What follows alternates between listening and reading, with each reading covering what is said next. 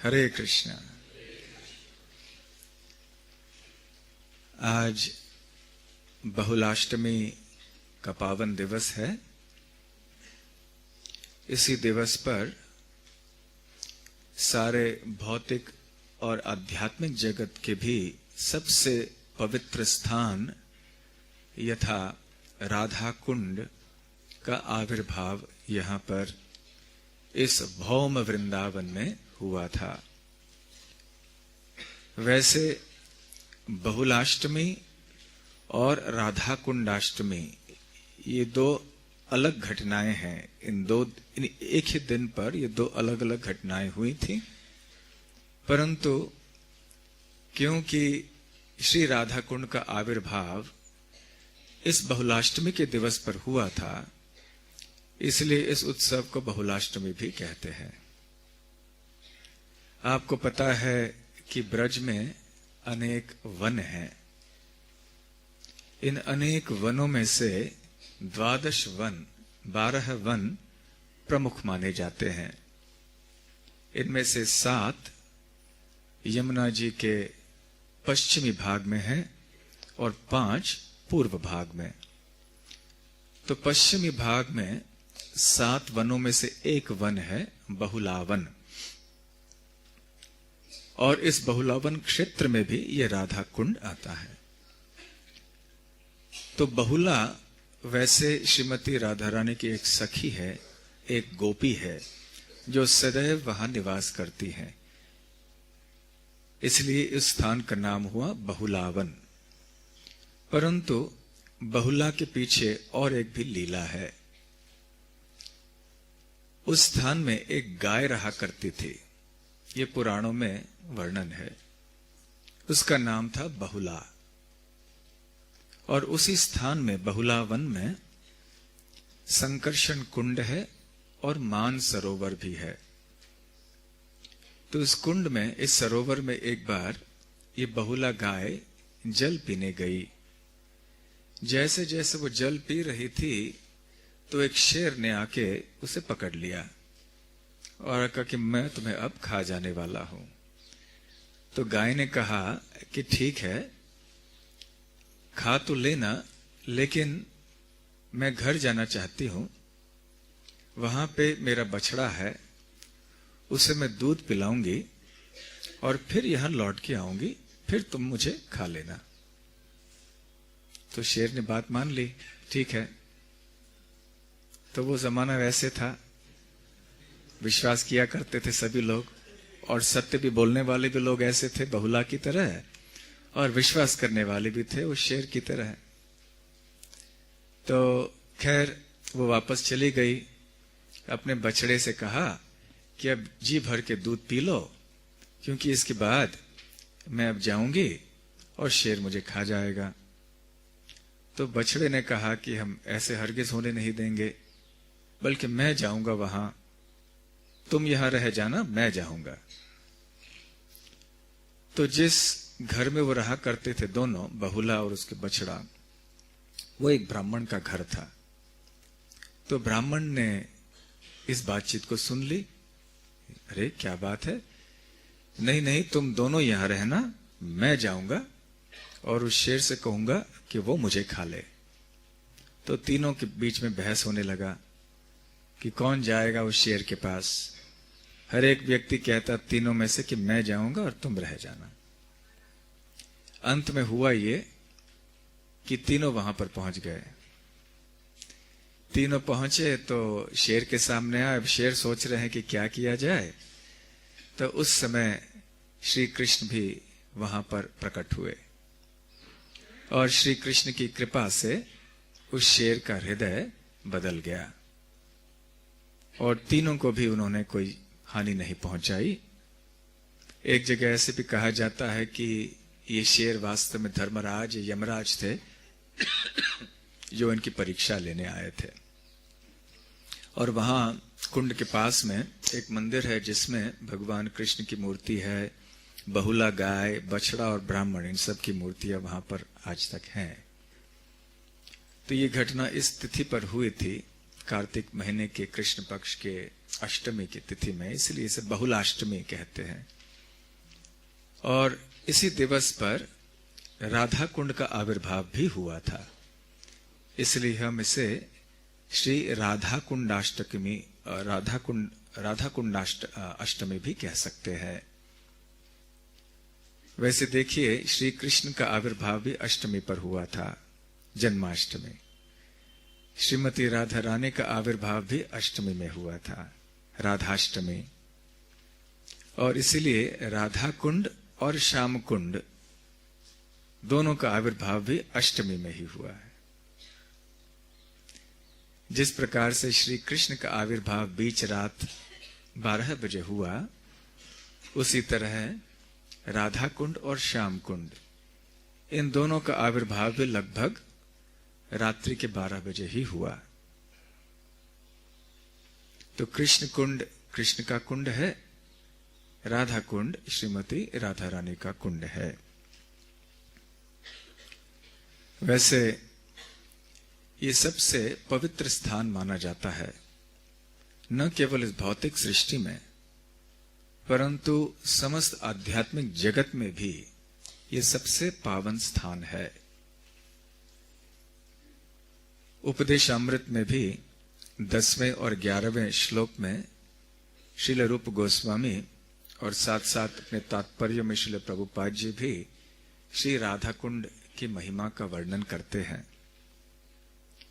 रूप गोस्वामी कहते हैं कि ऐसे इस जगत में अनेक सकाम कर्मी होते हैं, इनको कर्मी कहते हैं, जो कर्म मार्ग पे चले हुए हैं। ऐसे अनेक कर्मियों में से विरला ही कोई एक ज्ञानी मिल जाएगा जो जीवन के ऊंचे उसूलों को जानता है। ऐसे अनेक ज्ञानियों में से विरला ही कोई एक भक्त मिल जाएगा जो भगवान श्री कृष्ण की भक्ति करता हो। ऐसे अनेक अनेक भक्तों में से विरला ही कोई ऐसे एक व्यक्ति मिलेगा जिसे कृष्ण प्रेम की अवस्था की प्राप्ति हुई है। ऐसे अनेक अनेक कृष्ण प्रेमियों में से सर्वश्रेष्ठ वृंदावन की गोपियां मानी जाती हैं, और समस्त वृंदावन की ब्रज की गोपियों में से सर्वश्रेष्ठ गोपी हैं श्रीमती राधा रानी। जिस प्रकार से श्रीमती राधा रानी श्री कृष्ण के लिए बहुत प्रिय हैं, ठीक उसी प्रकार उनका जो कुंड है श्री राधा कुंड, वो भी श्री कृष्ण के लिए इतना ही प्रिय है। दूसरे शब्दों में श्रीमती राधा रानी और श्री राधा कुंड में कोई अंतर नहीं है। इसलिए पद्म पुराण में कहा गया है और चैतन्य चरितामृत में 3 या 4 बार कविराज गोस्वामी ने इस श्लोक का उल्लेख किया है। यथा राधा तथा प्रिय विष्णु तस्य कुंडम प्रियम तथा सर्वगोपीषु सैवैका विष्णुर अत्यंत वल्लभा। इसका अर्थ यह है, यथा राधा प्रिया विष्णु, विष्णु अर्थात कृष्ण, क्योंकि कृष्ण ही आदि विष्णु हैं। जो जिस प्रकार से श्रीमती राधा रानी कृष्ण को अति प्रिय है, ठीक उसी प्रकार से तस्याः कुंडम प्रियम तथा, श्रीमती राधा रानी का कुंड, तस्याः कुंडम, उतना ही प्रिय है श्री कृष्ण के लिए। श्रीमती राधा रानी सर्वश्रेष्ठ गोपी हैं, सबसे प्रिय गोपी हैं श्री कृष्ण की, और इसलिए उनका कुंड भी श्री कृष्ण के लिए अति प्रिय है। तो राधा रानी में और राधा कुंड में वैसे कोई अंतर नहीं है। ऐसे बताया जाता है कि राधा कुंड श्रीमती राधा रानी का तरल स्वरूप है, प्रेम स्वरूप है। जिस प्रकार से श्याम कुंड, जो कि राधा कुंड के पास में है, वो श्री कृष्ण का तरल स्वरूप है। असीम कृपा करके श्रीमती राधा रानी और श्री कृष्ण दोनों ही यहां ब्रज भूमि में, इस भौम वृंदावन में विशेष करके हम सबके उद्धार के लिए, हम सबको श्री राधा कृष्ण के चरणों में प्रेम प्रदान करने के लिए इस रूप में, इस तरल रूप में प्रकट हुए हैं।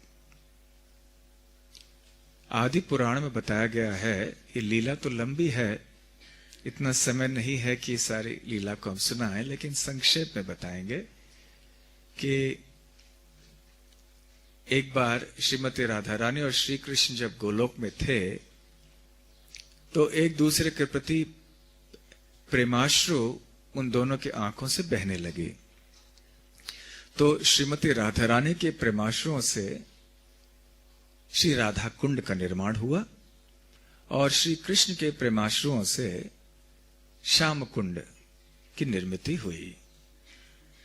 गोलोक वृंदावन में भी ये हैं राधा कुंड और श्याम कुंड। जिस प्रकार से यमुना जी, गोवर्धन, ये वन, जितने भी वन हैं, वो सब परव्योम वृंदावन में, जो आध्यात्मिक जगत में स्थित वृंदावन है, वहां पर भी विद्यमान हैं।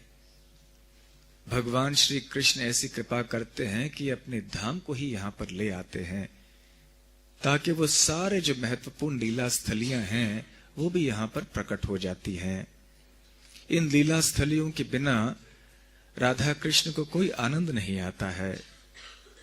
जब श्री कृष्ण यहां प्रकट होना चाहते थे तो उन्होंने श्रीमती राधा रानी से कहा था कि मैं अब प्रकट होने वाला हूं, तो तुम भी प्रकट हो जाना। तो राधा रानी ने कहा था, नहीं नहीं, जब तक वहां पे गोवर्धन नहीं आएंगे, यमुना जी नहीं रहेंगे, राधा कुंड नहीं रहेंगे, तो मैं नहीं आऊंगी। तो कृष्ण ने कहा, ये सब पहले से प्रकट हो चुके, अब प्रकट हो जाना तुम भी। तो इसलिए इस वृंदावन में, इस ब्रजभूमि में और उस ब्रजभूमि में कोई अंतर नहीं है, दोनों बिल्कुल बराबर है। परंतु फिर भी थोड़ा बहुत भेद किया जाता है हमारी समझ के लिए, क्योंकि हम इस स्थान में हैं, इसलिए इसे भौम व्रज कहते हैं और उसे परव्योम व्रज कहते हैं। व्योम मतलब आसमान, पर मतलब आध्यात्मिक, जो इस भौतिक जगत से परे है। तो आध्यात्मिक आसमान में स्थित व्रज को परव्योम व्रज कहते हैं, परंतु दोनों में कोई अंतर नहीं है। तो खैर, ये राधा कुंड, श्याम कुंड दोनों यहां पर प्रकट हुए हैं ब्रज में। बहुलावन के क्षेत्र में है अवश्य, परंतु गोवर्धन के बहुत निकट होने के कारण उनको गोवर्धन के दो नेत्र बताए गए हैं। जैसा कि आपको पता है, गोवर्धन एक मोर के आकार में है, दान घाटी गर्दन है, पूंछड़ी पूंछ है, ऐसे मुखारविंद भी है। तो राधा कुंड और श्याम कुंड ये दोनों इस मोर रूप गोवर्धन रूपी मोर के दो आंखें हैं। तो यहां इनके प्राकट्य की लीला भी श्रीमद् भागवत में है और अरिष्टासुर के वध से संबंधित है। और श्रील विश्वनाथ चक्रवर्ती ठाकुर ने कृपा करके अपने सारार्थ दर्शिनी नाम के दशम स्कंद के ऊपर जो उनकी टीका है, उसमें काफी विस्तार में इस लीला का वर्णन किया है। तो अरिष्टासुर के वध की लीला तो आप सबने अवश्य सुनी होगी। 36वें अध्याय में हम ये पढ़ सकते हैं श्रीमद् भागवत के दशम स्कंद में। वैसे 35वां अध्याय जो है भागवत का, वो है युगल गीत। रास पंचाध्याय तो समाप्त हो चुके, फिर शंखचूड़ का वध भी हो चुका, और अब 36वें अध्याय में शुकदेव गोस्वामी अरिष्टासुर के वध की लीला का वर्णन करेंगे। तो 35वां युगल गीत है, क्योंकि दो दो श्लोकों की जोड़ी में युगल ऐसे श्लोक बताते, गोपियां बातचीत करती हैं आपस में। तो ये जब अध्याय समाप्त हो जाता है तो शुकदेव गोस्वामी कहते हैं कि जिस तरह पहले से ही कंस अनेक असुरों को भेजा करता था वृंदावन में, इस बार भी उसने एक असुर को भेजा जिसका नाम था अरिष्ट। असुर था इसलिए अरिष्टासुर, और उसने एक बैल का रूप धारण किया। ये सारे जो असुर थे, जो कंस के साथी थे, वो सब बड़े योगी भी थे। जैसे पूतना, वो भी काम रूपिणी थी, अपनी इच्छा के अनुसार रूप बदल सकती थी। तो ये सारे असुर जो थे, ये भी अपनी अपनी इच्छा के अनुसार योग सिद्धि के द्वारा अपने रूप को बदल सकते थे। तो इस अरिष्टासुर ने एक भयंकर विशाल बैल का रूप धारण किया। उसका एक बहुत विशाल ककुत था, ककुत समझते हैं ना, पीठ, और इतना ऊंचा था उसका पीठ कि बादल समझने लगे कि ये कोई पर्वत है, इसलिए उस ककुत के इर्द गिर्द घूमने लगे। और गरजते हुए जोर से भयंकर गर्जना थी उसकी, और अपने खुरों से मिट्टी निकालते हुए वो ब्रज में प्रवेश कर गया। और उसकी गर्जना सुन के सारे ब्रजवासी भय से कांपने लगे। और वहां जो भी गर्भवती गाय थी और गोपियां थीं, उनका गर्भपात हो गया उस आवाज को सुनकर। तो जब ब्रजवासी गण डरते थे तो क्या करते थे? कृष्ण के आश्रय स्वीकार करते थे। तो हे कृष्ण कह के सारे ब्रजवासी आए। कृष्ण ने हंसते हुए कहा, कोई चिंता नहीं है, बिल्कुल डरना नहीं। तो फिर वो उस बैल के सामने गए, जो कि थोड़ी दूरी पे खड़ा था, जोर जोर से सांस ले रहा था। आपको पता है बैल कैसे सांस लेते हैं? गौशाला में गए होंगे तो आपने देखा होगा, भारी भारी सांस लेते हैं। और ये अरिष्टासुर तो कोई साधारण बैल नहीं था, भयंकर बहुत बड़ा बैल था। और ऐसे लग रहा था कि जब वो सांस ले रहा है तो तूफान हो रही है। तो श्री कृष्ण ने जाके ललकारा अरिष्टासुर को और कहा कि इतने मूर्ख हो तुम, केवल अपने मृत्यु को निमंत्रण दे रहे हो। ऐसे साहस कैसे कि तुमने यहां आने की, जब हम यहां खड़े हैं। तो अरिष्टासुर को बहुत क्रोध आया और अपने खुरों से फिर से जमीन की खुदाई करने लगा और फिर तेजी से आगे बढ़ा। उस समय सुखदेव गोस्वामी वर्णन करते हैं कि श्री कृष्ण बड़े आराम से खड़े थे, एक नायक की तरह। असली नायक तो श्री कृष्ण है ना। तो अपने मित्र के कंधे पे अपना हाथ रख के बस बड़े आराम से खड़े थे कि आओ तुमसे युद्ध करेंगे। तो ऐसे खड़े थे वो। तो ये दृश्य देखकर अरिष्टासुर को और भी गुस्सा आया। जब कोई युद्ध में खड़ा हो जाता है, कम से कम थोड़ी सावधानी से खड़ा हो जाता है, अपने अस्त्र शस्त्रों को धारण करके खड़ा हो जाता है, युद्ध मुद्रा में खड़ा हो जाता है। लेकिन ये कोई युद्ध मुद्रा थी नहीं, बड़े आराम से खड़े थे, हंसमुख चेहरे से। तो अरिष्टासुर को और गुस्सा आया। तो जब आक्रमण किया तो श्री कृष्ण ने अरिष्टासुर के सींगों को बड़े आसानी से पकड़ के उसे टपक दिया जमीन के ऊपर 18-20 फुट दूर। तो अरिष्टासुर का सर चकरा गया, लेकिन फिर भी कमजोर होते हुए भी वो उठा, फिर से दोबारा आक्रमण किया।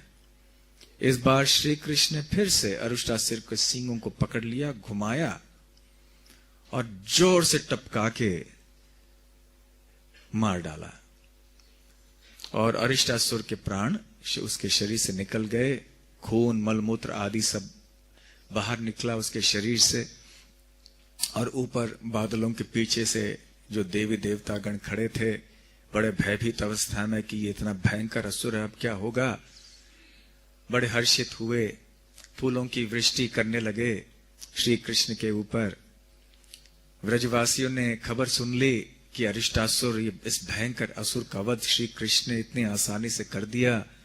सारे दौड़ते दौड़ते वहां पर चले आए। गोपियां श्रीमती राधा रानी के साथ भी वहां पर चली आईं, परंतु राधा रानी प्रसन्न नहीं थी। तो राधा रानी ने श्री कृष्ण से कहा, जब श्री कृष्ण ने राधा रानी के पास आना चाहा तो राधा रानी ने कहा, नहीं नहीं, दूर रहो दूर रहो, तुम अपवित्र हो, क्योंकि तुमने बहुत बड़ा पाप किया है, गो हत्या की है। बैल गोवंश है ना, तो बैल की हत्या भी उतनी ही भयंकर मानी जाती है जितना कि गाय की हत्या है। तो तुम गाय की हत्या करने वाले हो। गो हत्या करने वाला व्यक्ति सबसे बड़ा पापी होता है, इसलिए हम तुम्हारे पास नहीं जाएंगे। पहले अपने आप को शुद्ध करो, मुझे क्या करना होगा? अरे ये तो एक असुर था, उसने एक बैल का रूप धारण किया और असुर को मारना, जो कि सबको तंग कर रहा था, हैरान कर रहा था, इसमें तो कोई पाप नहीं है। परंतु श्रीमती राधा रानी कुछ सुनना नहीं चाहती थी। जो भी हो, लेकिन था वो बैल, गोवंश की हत्या की, इसलिए तुम अभी दूषित हो गए हो। तो जाओ, शुद्ध होना है तो सारे पवित्र स्थान, नदियों में और स्थानों में जाओ, भ्रमण करो, उन नदियों में स्नान कर लो, फिर आ जाओ। तो श्री कृष्ण ने कहा, मैं क्यों जाऊं सारे तीर्थ स्थानों में? तो घमंड हुआ श्री कृष्ण को। तो ठीक है, मैं सारे तीर्थ स्थानों को यहां बुला लेता हूं। तो फिर श्री कृष्ण ने सारे तीर्थ स्थानों को बुलाया, एक एक करके सब आओ। तो सारे तीर्थ स्थान तो तत्पर रहते ही हैं श्री कृष्ण की सेवा के लिए। प्रांजलि मुद्रा में हाथ रखे हुए श्री कृष्ण के पास आए। तो कृष्ण ने कहा, ठीक है, चलो भर दो, एक यहां कुंड बना दो यहां। तो वहां पे जितने भी पवित्र स्थान से नदियां थी, कुंड थे, उन सब का जल वहां भर गया और उसका नाम हो गया कृष्ण कुंड या श्याम कुंड। और फिर श्री कृष्ण ने उस जल में स्नान किया, बाहर आए और एक दिग्विजय के समान खड़े हुए श्रीमती राधा रानी के सामने। अब हम पूरी तरह से पवित्र हो गए। लेकिन श्रीमती राधा रानी ने कहा कि हम कैसे विश्वास करें कि ये पवित्र जल है, ये तीर्थ स्थानों का जल है, कोई भी जल हो सकता है, साधारण जल। तब फिर श्री कृष्ण के इशारे पर मूर्तिमान नदियां और पावन स्थान सब प्रकट हुए, हाथ जोड़ के श्रीमती राधा रानी के सामने। कोई कहने लगी, मैं स्वयं सरस्वती हूं, मैं ताम्रपर्णी हूं, मैं नर्मदा हूं, मैं कावेरी हूं, मैं शोण नदी हूं, मैं प्रयागराज हूं। और ऐसे एक एक करके जितने भी तीर्थ स्थान थे, जितने भी पवित्र नदियां और कुंड थे, वो सब मूर्तिमान रूप में प्रकट हो गए श्रीमती राधा रानी के पास। फिर श्रीमती राधा रानी ने कहा, ठीक है ठीक है, मान लिया। फिर श्री कृष्ण चुप थोड़ी बैठने वाले थे। फिर उन्होंने कहा, ठीक है, मैं तो शुद्ध हो गया, लेकिन अब तुम लोग शुद्ध नहीं हो, क्योंकि आपने एक असुर का पक्ष लिया, इसलिए गौ हत्या के भागीदार आप होंगे, तो आपको भी शुद्ध होना चाहिए। तो श्रीमती राधा रानी ने कहा, ठीक है, हम भी ऐसा कर लेंगे। एक चेतावनी दी श्री कृष्ण ने, वो कैसे दूर रह सकते हैं। तो फिर श्रीमती राधा रानी ने अपने गोपियों से कहा कि ठीक है, चलो हमें यहां एक कुंड बनाना है। तो जल्दी से सारे गोपियां वहां पे आ गईं।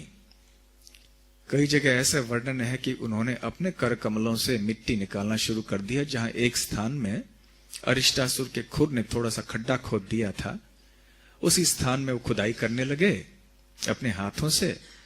कई ऐसे भी कहा जाता है कि अपने कंकणों से, अपनी चूड़ियों से फिर वो निकालने लगे। ऐसे मिट्टी निकाल ली, बहुत विशाल एक खड्डा बन गया। तो श्री कृष्ण वहां पर आए। ठीक है, अच्छा काम कर लिया, बहुत परिश्रम किया आप लोगों ने। अब ठीक है, यहां मेरे कुंड का जल है, तो मेरे कुंड का जल आ जाएगा, तो फिर आपका कुंड भर जाएगा, कोई बात नहीं, उसने स्नान कर लेना। तो श्रीमती राधा रानी ने कहा, कोई जरूरत नहीं, तुम्हारे कुंड के जल की हमें कोई आवश्यकता नहीं है, हम अपनी व्यवस्था कर लेंगे, हम सक्षम हैं करने में। हम अपने गोपियों से कहेंगे और वो मानसी गंगा में जहां पानी वास्तव में पवित्र है, वहां उस स्थान से हम पानी लाएंगे। सारे गोपियां खड़ी हो गईं कतार में, मटके ले कुंभ लेकर, तो एक एक करके सब पानी ले आने लगी। उस समय जितने भी पवित्र स्थान थे कृष्ण कुंड में, वो सारे एक स्वरूप में प्रकट हुए श्रीमती राधा रानी के सामने हाथ जोड़ के कि आप परम देवता हैं। श्री कृष्ण केवल आपके कटाक्ष मात्र के लिए बहुत आतुर रहते हैं। ब्रह्मा जी, शिव जी आदि ये सब आपकी सेवा में सदैव तत्पर रहते हैं। वे इस तरह से वो श्रीमती राधा रानी का गुणगान करने लगे और कहने लगे कि कृपा हमारे ऊपर भी कृपा कीजिए। तो श्रीमती राधा रानी ने कहा कि क्या चाहते हो आप, क्या वरदान चाहते हो? तो उन्होंने कहा कि हमें आप स्वीकार कर दीजिए, हमारा जल जो है वो आपके कुंड में आ जाए। तो श्रीमती राधा रानी कृपालु हैं, तो गोपियों की ओर देखा, गोपियों ने भी कहा हाँ। तो उन्होंने इशारा किया ठीक है चलो आ जाओ। फिर कृष्ण कुंड या श्याम कुंड का जल जो है वो बाहर आके इस कुंड में भर आया और इसके बाद ये कुंड का नाम हुआ राधा कुंड। तो श्री कृष्ण बड़े प्रसन्न हुए। उन्होंने श्रीमती राधा रानी से कहा कि जो भी व्यक्ति तुम्हारे कुंड में स्नान करेगा वो पूरी तरह से शुद्ध हो जाएगा और मेरे लिए अति प्रिय हो जाएगा। और श्रीमती राधा रानी ने भी प्रसन्न होकर कहा कि जो तुम्हारे कुंड में स्नान करेगा अर्थात श्याम कुंड में, वो भी पूरी तरह से पवित्र हो जाएगा और वो मेरे लिए बहुत प्रिय हो जाएगा। इस प्रकार से श्याम कुंड और राधा कुंड इनका प्राकट्य करीब करीब 5000 वर्ष पूर्व यहां भौम व्रज में हुआ। वास्तव में इस दिन पर या इस महीने में क्यों हुआ? क्योंकि ये कार्तिक महीना है और कार्तिक महीने की देवी हैं श्रीमती राधा रानी। इसलिए रूप गोस्वामी कहते हैं कि श्रीमती राधा रानी का और एक नाम है कार्तिक देवी, या उनका और एक नाम है ऊर्जेश्वरी, क्योंकि ये ऊर्ज व्रत कहलाता है ये महीना कार्तिक। तो ऊर्ज व्रत मास की जो देवी हैं वो है ऊर्जेश्वरी। तो क्योंकि ये महीना ऊर्जेश्वरी देवी या कार्तिक देवी या श्रीमती राधा रानी का महीना है, इसलिए उनका कुंड भी इसी महीने में प्रकट हुआ। और ऐसे श्रीमती राधा रानी ने कृपा की है हम सब के ऊपर। रूप गोस्वामी उपदेशामृत के 11वें श्लोक में कहते हैं कि क्योंकि श्री राधा कुंड श्रीमती राधा रानी से अभिन्न है और श्री कृष्ण के लिए इतना प्रिय है जितना कि स्वयं श्रीमती राधा रानी हैं, इसीलिए जो भी व्यक्ति राधा कुंड के जल का स्पर्श करता है और विशेष करके स्नान करता है तो उसे कृष्ण प्रेम निश्चित मिल जाएगा। तत्प्रेमेदं सकृत अपि सरह स्नातु आविष्करोति। सकृत एक बार भी यदि कोई राधा कुंड के जल में अच्छी तरह से स्नान कर ले, बड़े भक्ति भाव से, निरपराध भाव से, अपराध रहित, तो फिर शीघ्र ही कृष्ण प्रेम उसके हृदय में जागृत हो जाएगा। स्नातुम, केवल स्नान करने मात्र से। तो यह है राधा कुंड की महिमा। और उसी स्थान में, उसी तात्पर्य में, उस श्लोक के तात्पर्य में श्रील प्रभुपाद जी स्नान करने की बात करते हैं राधा कुंड में 7 बार। 7 बार उन्होंने दोहराया है कि कैसे राधा कुंड में स्नान करने से कृष्ण प्रेम तुरंत उदित हो जाता है एक श्रद्धालु भक्त के हृदय में। प्रभुपाद जी ने ऐसे तात्पर्य में काफी विस्तार में लिखा है। उन्होंने ये भी कहा है कि वैसे इस राधा कुंड में केवल ऐसे भाग्यशाली भक्त ही स्नान कर सकते हैं। नारद जी, सुखदेव जी, शिव जी, सनक ऋषि जी, ये सब भी स्नान नहीं कर पाते हैं राधा कुंड में। तो इसका कारण क्या है? इसका कारण यह है कि वो भी एक पुरुष भाव रखते हैं। पुरुष भाव अर्थात मैं एक पुरुष हूं, अर्थात देह, अपने आप को इस देह से जोड़ लेते हैं कि मैं ये हूं। जो शुद्ध कृष्ण भक्त होते हैं वृंदावन के भाव में, वो ऐसे पुरुष भाव नहीं रखते हैं। इसलिए आपको तो ज्ञात ही होगा कि जब लक्ष्मी देवी यहां आना चाहती थी, हालांकि वो स्त्री शरीर में हैं, फिर भी वो नहीं आ पाए। क्यों? रासलीला में प्रवेश नहीं कर पाए, क्योंकि उनकी भावना ये थी कि मैं वैकुंठ की रानी हूं, और वृंदावन में रानी तो एक ही है, वो है श्रीमती राधा रानी। लक्ष्मी देवी भी यहाँ की रानी नहीं है, तो वैकुंठ की महारानी होने के भाव को वो त्याग नहीं पाई, इसलिए उनको प्रवेश नहीं मिला। और वो काफी लंबे समय से तपस्या कर रही है, और अभी श्री कृष्ण के वक्षस्थल में श्रीवत्स के रूप में विराजमान है। शिव जी को भी आना था, लेकिन शिव जी को प्रवेश करने के लिए स्त्री का शरीर धारण करना पड़ा, गोपी शरीर, फिर वो बने गोपीश्वर महादेव। ये लीलाएं आप सबने अवश्य सुनी होंगी। तो ऐसे ही राधा कुंड में स्नान करने के लिए भाव चाहिए। लेकिन हुआ ये कि जब श्रील प्रभुपाद जी अनेक शिष्यों को लेकर आए थे, तो उनके जो शिष्य थे थोड़े, उनमें से वो नए भक्त थे और अच्छी तरह से सिद्धांत को नहीं जानते थे। और जैसे अन्य स्थानों में जब स्नान करते हैं तो एक क्रीडात्मक भाव से स्नान करने लगे, यहाँ भी राधा कुंड में हाथ पैर जो है वो फैलाने लगे। तो प्रभुपाद जी ने तुरंत उनको रोक दिया और कहा कि तुम लोग ऐसे अपराध करते हो श्रीमती राधा रानी के प्रति, क्योंकि राधा कुंड और राधा रानी में कोई अंतर नहीं है। बल्कि कैसे साहस हम कर सकते हैं कि राधा कुंड को हम अपने पैर लगाएं, स्पर्श भी नहीं करें। हालांकि श्रील प्रभुपाद जी ने अपने तात्पर्य में कहा था और फिर उनके भक्तों को स्नान करने भी दिया था वहां, लेकिन जब भक्तों के व्यवहार को देखा तो उन्होंने तुरंत रोक दिया कि नहीं, छूना भी नहीं, केवल अपने हाथों से 3 बार पानी लेकर अपने सर पर छिड़क देना। तो ऐसे कहा उन्होंने, परंतु कारण ये था ऐसे कहने के लिए। तो जब हम जाते हैं, हमें भी ये बहुत ध्यान रखना चाहिए कि राधा कुंड कोई साधारण कुंड या सरोवर नहीं है जिसमें केवल हमारे मनोरंजन के लिए, कोई आराम करने के लिए हम वहां स्नान कर ले। नहीं, हमारा भाव बहुत गंभीर होना चाहिए। श्रद्धा पूर्वक, भक्ति पूर्वक, ध्यान पूर्वक, प्रार्थना पूर्वक हमें स्नान करना चाहिए।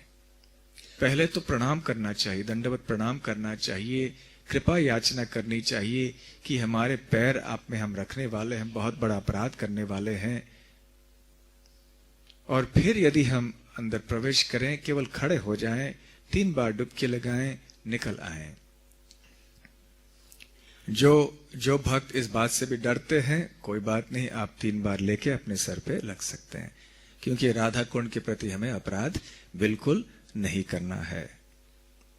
जब श्रील भक्त सिद्धांत सरस्वती ठाकुर भक्तों को लेकर आए थे ब्रजमंडल परिक्रमा के लिए, उस समय भी भक्त लोगों ने स्नान नहीं किया था, केवल आचमन किया और थोड़े बूंद लिए राधा कुंड से अपने सर पे छिड़क लिया, ताकि हमारे मन में राधा कुंड के प्रति वो सम्मान रहे, मर्यादा व्यतिक्रमण न हो जाए, कि राधा कुंड को साधारण समझ के हम कोई बड़ा अपराध न कर बैठें जिसके द्वारा हमारी भक्ति में बहुत बड़ी रुकावटें आ सकें। तो खैर, राधा कुंड का आविर्भाव तो हुआ, लेकिन ऐसे अनेक वर्ष बीत गए और सारे तीर्थ स्थान जो भी थे ब्रज में, वो धीरे धीरे से लुप्त होने लगे। वैसे वज्रनाभ ने यहां ब्रज के लिए बहुत कुछ किया। जब महाराज युधिष्ठिर अपने भाइयों के साथ वनवास में गए थे, जब उन्होंने जान लिया कि श्री कृष्ण का तिरोभाव हो चुका है, तो उन्होंने महाराज परीक्षित को राजगद्दी पर बिठाया। महाराज परीक्षित तो अभिमन्यु के पुत्र थे, अभिमन्यु का निधन तो हो गया था और सारे पांडव तो निकल पड़े थे हिमालय के लिए। इसलिए परीक्षित महाराज को हस्तिनापुर के राजगद्दी पर बिठाया और श्री कृष्ण के जो प्रपौत्र थे वज्रनाभ, उनको मथुरा का राजा बनाया। वज्रनाभ के पिता थे अनिरुद्ध, अनिरुद्ध के पिता प्रद्युम्न, प्रद्युम्न के पिता श्री कृष्ण। तो इस तरह से अनिरुद्ध श्री कृष्ण के प्रपौत्र थे। उन्होंने ब्रज के लिए बहुत किया। अनेक जो सबसे महत्वपूर्ण मूर्तियां हैं ब्रज की, मूल मूर्तियां, जिनमें से प्राय एक भी यहां रहा नहीं अभी, केवल वृंदा देवी काम्यवन में है शायद। लेकिन जितने भी मूल मूर्तियां ब्रज की हैं, उनकी स्थापना वज्रनाभ ने की थी। जैसे गोविंद देव, गोपीनाथ, मदन मोहन, वृंदा देवी, हरिदेव, केशव जी और गोपेश्वर महादेव, ऐसे अनेक मूर्तियों की स्थापना वज्रनाभ ने की। तो जब वज्रनाभ यहां गए थे राधा कुंड में, उन्होंने देखा कि हाँ ये कुंड है, इनकी दशा अच्छी नहीं है। तो अच्छी तरह से बलुआ पत्थर से, जो सैंडस्टोन कहते हैं, उससे उन्होंने कृष्ण कुंड के भीतर, छोटा सा कुंड था वहां उस समय, वज्र कुंड, जो मूल कुंड था कृष्ण के समय, उसके इर्द गिर्द उन्होंने एक दीवार बनवाई और ऐसे पत्थरों से, बलुआ पत्थर से, ताकि लोग उस सीमा पर चल भी सकें और फिर स्नान भी कर सकें। और उनके बाद फिर अनेक लोगों ने उसकी वृद्धि कर ली, बढ़ाई, और फिर आज तो कुंड काफी बड़ा है। लेकिन जब जल कम हो जाता है बरसात ग्रीष्म ऋतु में, तो उस समय आप फिर भी इस वज्र कुंड को देख पाएंगे। तो ठीक उसी प्रकार से राधा कुंड में जो सबसे मूल कुंड है, उसे कांचन कुंड कहते हैं, जो गोपियों ने अपने कंकणों से खुदाई करके मिट्टी निकाली थी। तो वहां भी उन्होंने ऐसे दीवार बनाए। फिर आगे चल के आने वाले वर्षों में वो कुंड बड़ा बनाया गया और अनेक लोगों ने घाट भी अच्छी तरह से बनाए। लेकिन अनेक वर्षों तक वज्रनाभ के बाद फिर किसी को पता नहीं चला था। चैतन्य महाप्रभु जब वृंदावन की यात्रा में आए थे, तो सारे तीर्थ स्थानों में यहाँ के लीला स्थलियों में वो गए, भ्रमण करते रहे और गोवर्धन की परिक्रमा करते करते फिर राधा कुंड, श्याम कुंड तक भी पहुंचे। वहां उस समय उस गांव का नाम अरीट ग्राम था। ये एक अपभ्रंश है, अरिष्ट से अरीट हुआ। तो अरिष्टासुर का गांव, जिस गांव में अरिष्टासुर का वध श्री कृष्ण ने किया था, उस गांव का नाम अरीट ग्राम हो गया। तो गांव के थोड़े ही बाहर एक तमाल वृक्ष के नीचे श्री चैतन्य महाप्रभु बैठे थे, अपना नाम संकीर्तन करते हुए, कि उन्हें साक्षात्कार हुआ कि अरे सामने यहाँ जो जल है जिसमें मिट्टी भरा हुआ है, और यहाँ स्थानिक किसानों ने कुछ फसल वगैरह रखे हैं, ये वास्तव में राधा कुंड और श्याम कुंड है। बड़े भाव विभोर होकर श्री चैतन्य महाप्रभु तुरंत उठे, और यद्यपि उन दोनों कुंडों में पानी बहुत कम था और ऐसे प्रतीत नहीं हो रहा था कि ये कुंड हैं, फिर भी महाप्रभु भाव विभोर अवस्था में जाके वहां स्नान करने लगे। और वहां जो पास में लोग थे, ब्रजवासी थे वहां के, वो तो बड़े आश्चर्यचकित हो गए कि ये सन्यासी ऐसे क्यों कर रहे हैं। वैसे महाप्रभु जब पहुंचे थे, उन्होंने काफी पूछताछ की थी, जिज्ञासा की थी लोगों से कि यहाँ श्याम कुंड और राधा कुंड कहाँ है। तो श्याम कुंड राधा कुंड के नाम से उनको पता नहीं था, लेकिन वहां की भाषा में वो कहते थे ये तो गौरी कुंड है और ये कारी कुंड है। कारो, यहाँ ब्रज भाषा में कारो कहते, जो काले हैं वो कृष्ण हैं और जो गौरी हैं वो राधा रानी हैं। तो ऐसे वो कहते थे। फिर महाप्रभु समझ पाए कि ये वास्तव में राधा कुंड और श्याम कुंड है। फिर बड़े आनंद से उन्होंने स्नान कर लिया वहां, और वहां की मिट्टी ले ली थोड़ा बहुत, वापस जगन्नाथपुरी ले जाने के लिए भी उन्होंने थोड़ी सी मिट्टी ले ली। उसके बाद जब वृंदावन ब्रज छोड़ के वह वापस जा रहे थे दक्षिण की ओर, तो वाराणसी, पहले तो प्रयाग पहुंचे। प्रयाग में रूप गोस्वामी पाद को उन्होंने 10 दिन दशाश्वमेध घाट में उपदेश किया। आगे चल के वाराणसी पहुंचे, वहां 2 महीने उन्होंने सनातन गोस्वामी पाद को उपदेश दिए, और फिर वो आगे चले गए। सनातन गोस्वामी को क्या है कि आप और रूप दोनों मिलकर ब्रज में रहो। फिर चैतन्य महाप्रभु ने सनातन और रूप गोस्वामियों को और अन्य जो गोस्वामी हैं, कुल मिलाकर 6 गोस्वामी, 6 गोस्वामी, उनको उन्होंने कई आदेश दिए कि मंदिरों की स्थापना करके अर्चा विग्रह की सेवा कैसे की जाए, ये आप स्थापित करना, ये बताना सारी दुनिया को। एक वैष्णव का आचार कैसे होना चाहिए, व्यवहार कैसे होना चाहिए, कैसे भक्ति करनी चाहिए, एक नियमावली आदि आप बनाइए, ग्रंथ लिखिए। और भक्ति के सिद्धांत की स्थापना करने के लिए सारे शास्त्रों का मर्म निचोड़ लेके आप ग्रंथों की रचना कीजिए। और जो ब्रज में श्री कृष्ण की लीला स्थलियां हैं जो लुप्त हो चुकी हैं, उनको पुनः प्रकट कर दो। तो षड गोस्वामी जब यहां ब्रज में आए तो वो इन 4 उद्देश्यों की पूर्ति के लिए अपना सारा समय बिताते रहे। बाद में रघुनाथ दास गोस्वामी आए। वो पूरे 8 साल श्री चैतन्य महाप्रभु के साथ जगन्नाथपुरी में रहे थे, उनके सानिध्य में। चैतन्य महाप्रभु के तिरुभाव के पश्चात रघुनाथ दास गोस्वामी ने सोचा था कि अब जीने का कोई मतलब नहीं है, मैं गोवर्धन पर्वत के ऊपर से छलांग मार के अपने प्राण को त्याग दूंगा, आत्महत्या कर दूंगा, क्योंकि उस विरह को वो सहन नहीं कर पा रहे थे। तो जब रघुनाथ दास गोस्वामी आए ब्रज में, रूप और सनातन गोस्वामी ने उन्हें अपने निकट लिया और कहा कि ऐसे नहीं सोचना, तुम हमारे साथ में ही रहना, तुम हमारे भाई बनकर रहना, हम साथ में मिलके यहां भजन करेंगे। फिर उन्होंने कहा कि देखो, महाप्रभु ने आपको भेंट दी है एक गोवर्धन शिला की, और आदेश भी दिया है कि कैसे गोवर्धन शिला की उपासना करनी चाहिए। साथ साथ श्रीमती राधा रानी की प्रिय गुंज की एक माला दी है आपको। इसका अर्थ ये है कि श्री चैतन्य महाप्रभु चाहते थे कि आप गोवर्धन के पास रहोगे। फिर रघुनाथ दास गोस्वामी वहां रहे राधा कुंड के तट पे। एक दिन जब वहां बैठे थे तो उन्होंने सोचा कि ये कुंड की अवस्था अच्छी नहीं है, काश मैं अच्छी तरह से कोई घाट बना लेता ताकि भक्त लोग आसानी से कुंड में प्रवेश कर पाते। और फिर आगे सोचने लगे कि हाँ, इसके लिए फिर पैसा तो बहुत लगेगा, धन लगेगा, कितना धन लगेगा देख लें।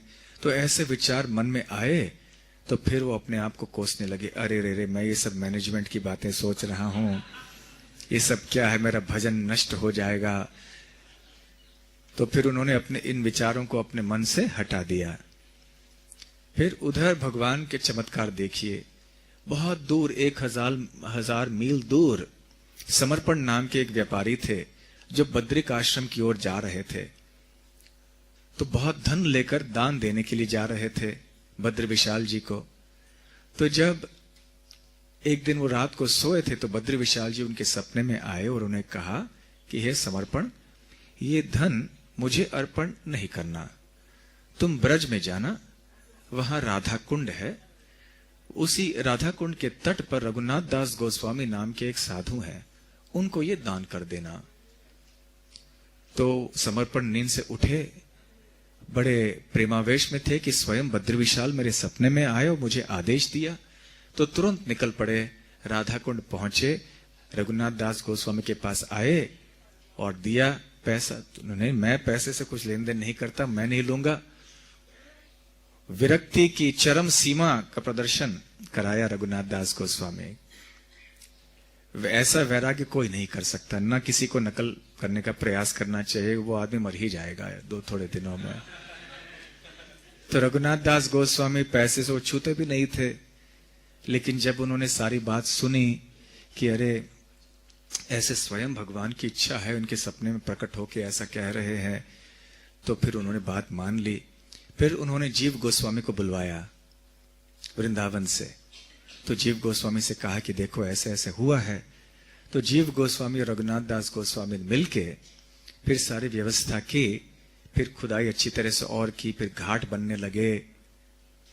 वैसे जीव गोस्वामी मैनेजमेंट में बड़े बड़े सक्षम थे, व्यवस्थापन में।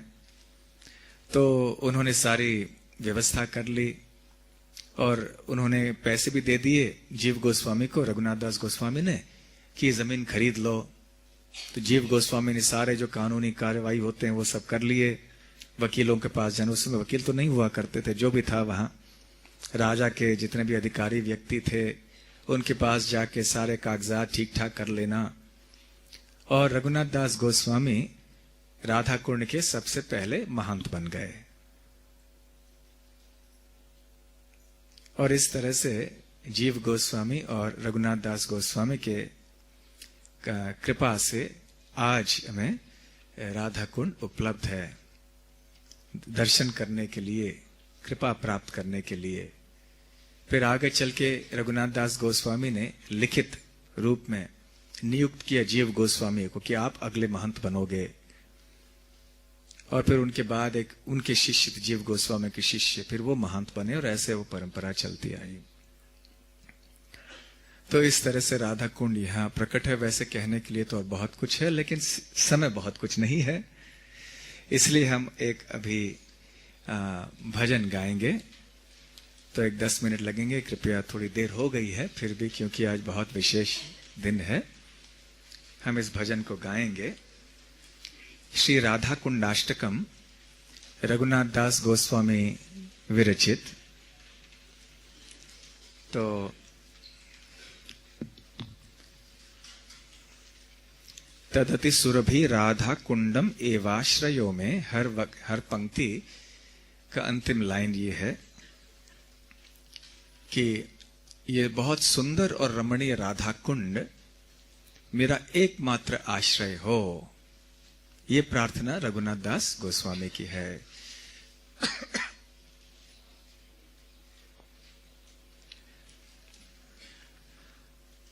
तदति सुरभि राधा कुंडमेवाश्रयो में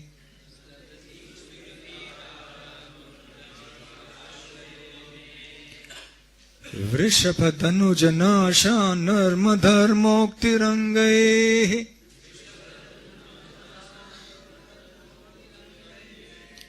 निखिल निज सखिर्भिर्यत् स्वहस्तेन पूर्णम्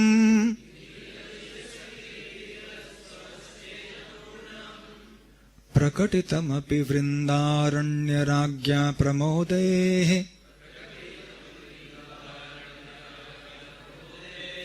तदति सुरभि राधा कुंडमेवाश्रयो में व्रज भुवि मुरशत्रुः प्रेयसीनां निकामैः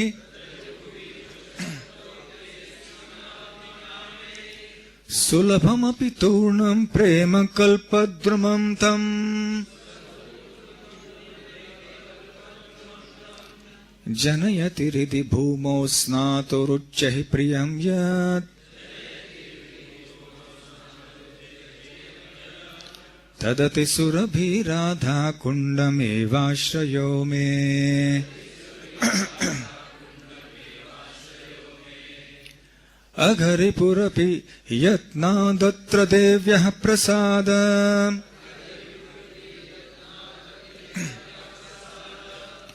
प्रसरकृतकटाक्ष प्राप्ति कामः प्रकामम्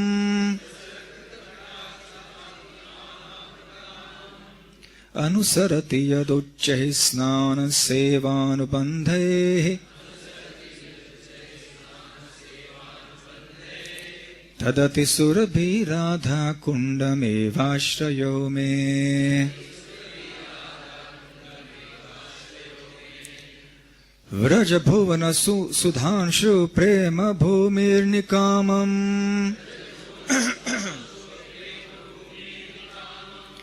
व्रज मधुर किशोरी मौली रत्न प्रियेव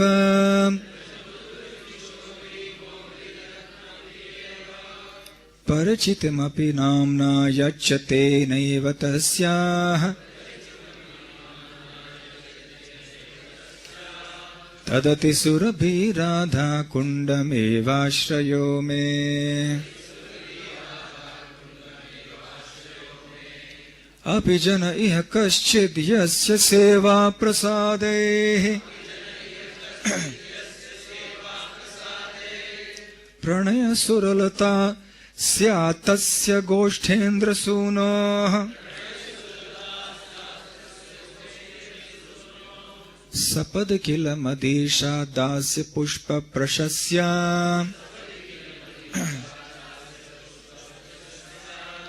तदति सुरभि राधा कुंडमेवाश्रयो मे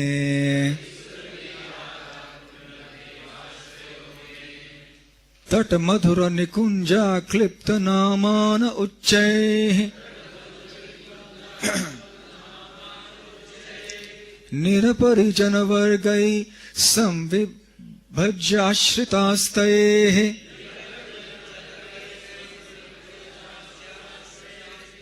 मधुकर ऋतरम्या यस्य राजन्ति काम्या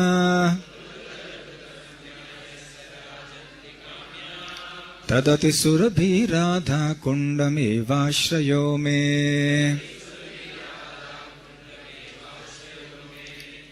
तटभुवि वरवेद्यां यस्य नर्माहित हृद्याम्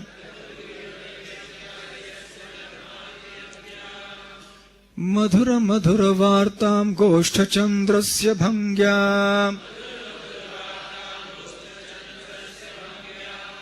प्रथयति मिथ ईशा प्राणसख्यालिभिः सा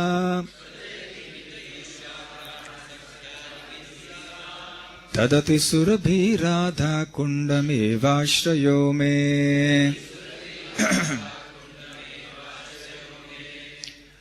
अनुदिनं तिरंगै प्रेम मत्तालि संघैः वरसरसि जगन्धैर्हारिवारि प्रपूर्णैः विहरत इह यस्मिन् दम्पतितौ प्रमत्तौ तदति सुरभि राधा कुंडमेवाश्रयो मे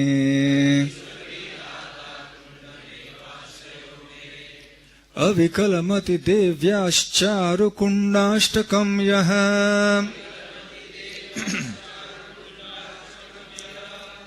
परिपठति तदीयोल्लासि दास्यार्पितात्मा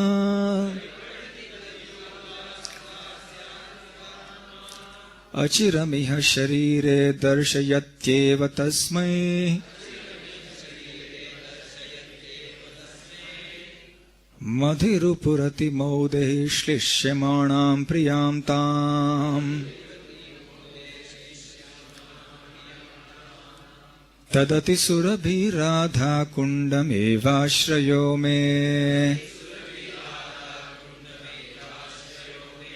तदति सुरभि राधा कुंडमेवाश्रयो मे राधा कुंडमेवाश्रयो मे राधा कुंडमेवाश्रयो मे जय राधा कुंड जय राधा कुंड जय राधा कुंड जय राधा कुंड जय राधा कुंड जय राधा कुंड जय राधा कुंड जय राधा कुंड राधा कुंड राधा कुंड राधा कुंड राधा कुंड राधा कुंड राधा कुंड राधा कुंड राधा कुंड राधा कुंड राधा कुंड राधा कुंड राधा कुंड राधा कुंड राधा कुंड जय राधा कुंड जय जय राधा कुंड जय राधा कुंड जय जय Radha Kund Hare Krishna Krishna Krishna Hare Hare, Hare Ram, Ram Ram Hare Hare.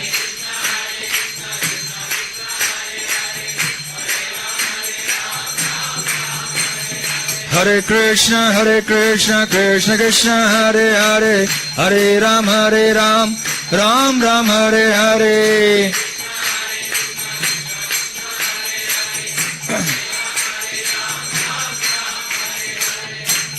Shri Radha Kund ki jai, Shri Radha Kundashtami ki jai, Shri Radha Kundashtakam ki jai, Shri Shri Radha Shyam Sundar ki jai, Shri Krishna Balaram ki jai, Shri Shri Gaur Nitai ki jai, Srila Prabhupada ki jai, Nitai Gaur Premanande.